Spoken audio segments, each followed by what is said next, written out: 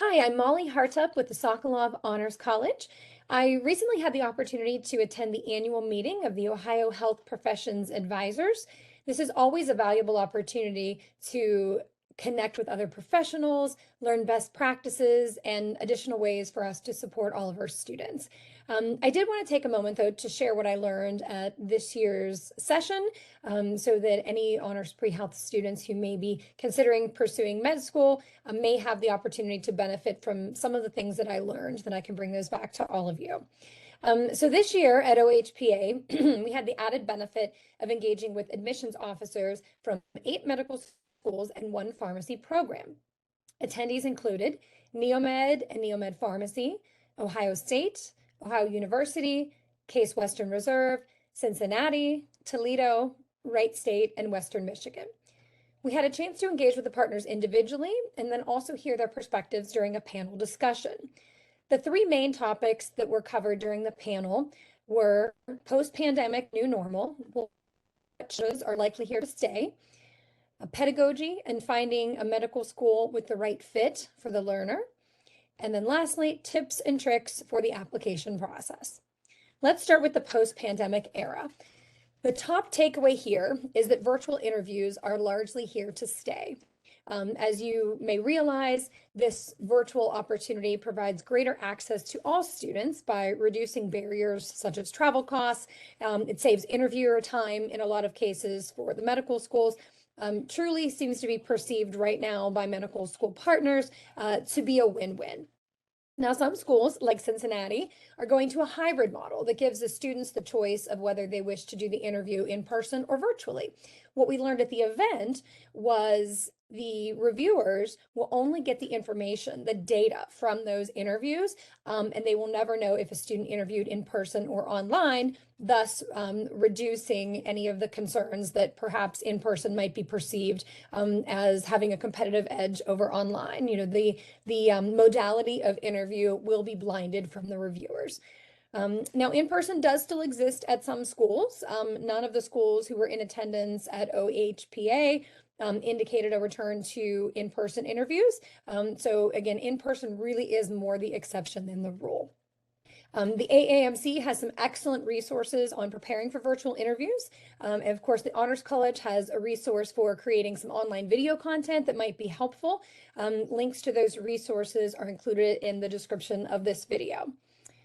So one-on-one interviews were also the most common among the partners in attendance at the event, but some schools like Cincinnati and Toledo use MMIs, which are referred to as multiple mini interviews, where you generally get different prompts and scenarios, have a short period of time to prepare your response, and then generally engage in conversation, with another individual for several minutes. The structure varies by school, but as always, it's prudent to investigate the type of interviews that you will be expected to undergo, depending on the schools that you're applying to. And whatever those modalities are, we're happy to meet with you one-on-one in honors to help prepare you for that process.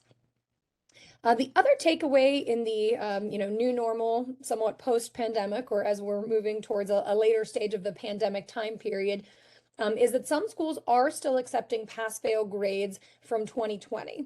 But the caution was, if you're in that situation that you had some of those grades, be sure to explain the situation in your secondary application as to why that was the case. So that's just something you will have the opportunity to write about. And then the last takeaway was that online classes are acceptable by many schools, not always preferred, and a strong preference to labs being in person whenever possible. Some exceptions being, that 2020 to 2021 school year, if there was not necessarily access to an in-person lab. So moving on to the second main topic of the panel discussion, which was pedagogy and fit.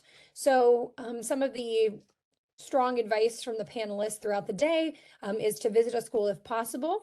We know that from undergraduate that it's really a great way to see how a school feels to you, to help determine if it's really going to be a good fit. Because yes, of course, everyone wants to get into medical school, but finding the right fit between learner and institution is really a key ingredient for success. So the other thing that an applicant should do is really look at the pedagogy of the medical school.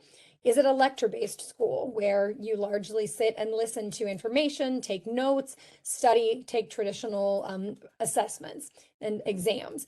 Is it more of a flipped classroom style that uses something like problem-based instruction or peer learning models, more active learning mechanisms? What does that look like? What is the classroom structure? And then only you know how you thrive best as a learner to help determine what type of a pedagogy you are most called to. The other advice when thinking about fit is to look at the mission of the school. How does that suit your goals? Are you more interested in primary care, perhaps serving in a rural area? Now, it's not to say that you can't pursue any of these types of specialized interests at any school, but it's important to have an awareness of the school's mission, have given that some thought, reflecting on how that interfaces with your own goals. Because even going back to the interview, there's a good chance that's a topic that's going to come up.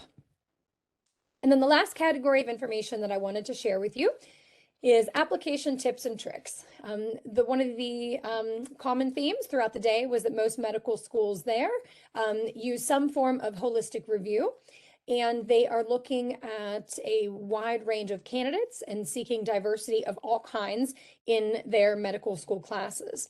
We learned, at least again from the schools in attendance, that most medical schools do not weight any section of the MCAT any more than another, but certain sections may serve as predictors of future performance, according to some of the schools and the data that they shared. The schools also stressed the importance of communication skills, especially face-to-face, and overall professionalism, being on time, being professional, being courteous, all of the, good markers of professionalism. Some advice was shared about how to communicate with med schools. Of course, they're hearing from a lot of applicants, and there was some variation here, but I can generalize in the following ways. Of course, always be professional in all of your communication. When you are emailing, be sure to personalize the email to an individual or at least a school if you don't know the individual's name. Mass emails are not generally received well. And it's a good idea to be formal. Use titles in correspondence if you are able to discern what those are, but don't make assumptions if you do not know what titles, salutations, or perhaps pronouns an individual uses. It's also best to communicate when you have a legitimate update, but be sure to check to see if the school accepts updates because some simply do not.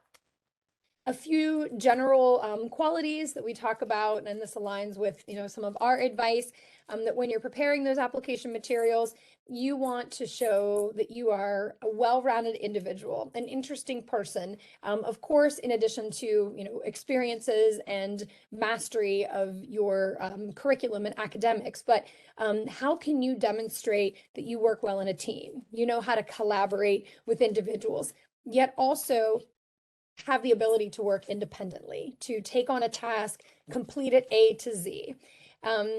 The other advice was about the personal statement. And that's a very tough piece of writing. It takes a lot of reflection to really feel good about how you are sharing your story. But the most important advice there is to make it personal. Generic personal statements generally do not resonate well with committees. It really should be about you. This is your chance to shine and show how you're different, not necessarily rehash things like your academics or other items that are shown elsewhere in your materials. All right, a few other last takeaways that I'd like to share. I was actually surprised to learn that some schools, such as Ohio University, are actually willing to give feedback to applicants who are either not accepted or waitlisted. So if this is an opportunity at any of the schools at which you're applying, take advantage of this. You never know what that feedback might indicate that could help inform your next steps or future performance. It is okay to take a growth year, and that is the newer terminology being used for what might have once been called a gap year.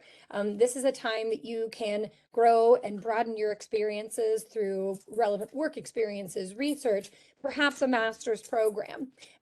When in doubt, take the growth year was the general advice. And I even wrote down a quote that I thought was interesting. Non-traditional is the new traditional when it comes to medical school. Again, when in doubt, take a growth year. So something to, consider either now or in your process, if that feels like an appropriate course of action for you. There's absolutely nothing wrong with it. And the medical admissions professionals who were at the annual meeting do not look down on anyone who has taken a break between undergraduate and medical school, as long as you have filled that time with something meaningful, and even better if it's something that you're also passionate about, because that will come out when you're talking about those experiences. So as always, we're here to help you on your journey to medical school, or wherever else your career may take you. So please don't hesitate to reach out.